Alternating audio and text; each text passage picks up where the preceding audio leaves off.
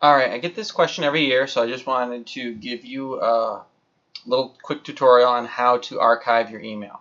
So all of my email from last year is in a folder called 2013-14.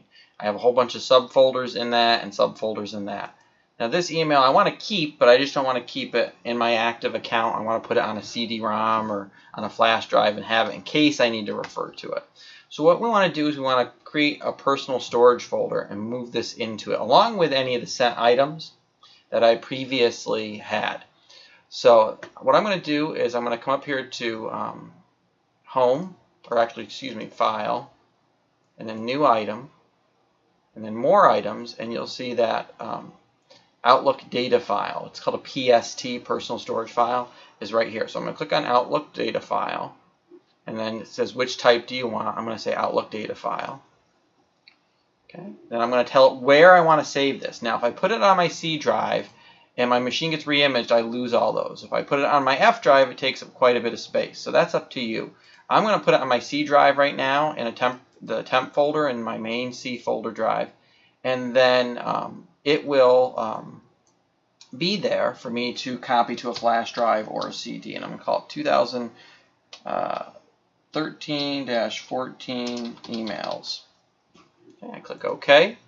It creates that folder. That folder is actually in my C drive. If I go into there and I go into that temp folder that I said I put it in, you see a bunch of my vacation pictures too, but you'll see that there's that email PST folder. And that I can later copy and burn to a CD or a flash drive just by going there and copying it onto the flash drive.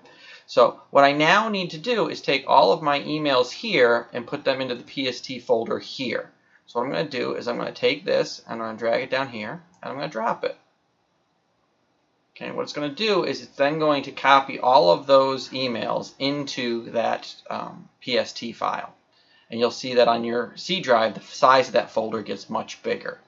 Okay, once that's done, and I had to wait for it to be done, I'm going to also create a folder in this PST for my sent items, and then copy all of my sent items from last year down to there. So what I'll have is a record of all of my emails that I received and all the emails I sent. You can notice it's going through each folder one at a time. It's literally moving them from here to there. So it's moving them off the email server at IMS to my local hard drive, which means if that file gets deleted, my machine gets re-imaged, or I lose it, those emails are gone from the server. You cannot get them back.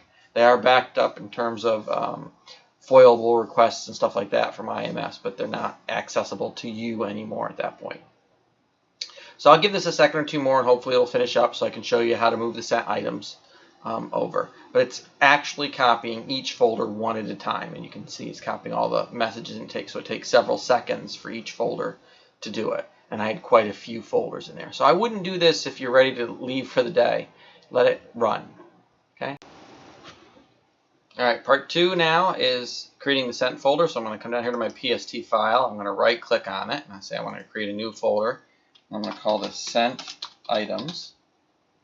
Then I'm going to click OK, and now I will see a sent item folder appear in just a second in my 2013-14. I'm going to come up here to this sent item folder. It's going to take a second because there's probably quite a few items in there.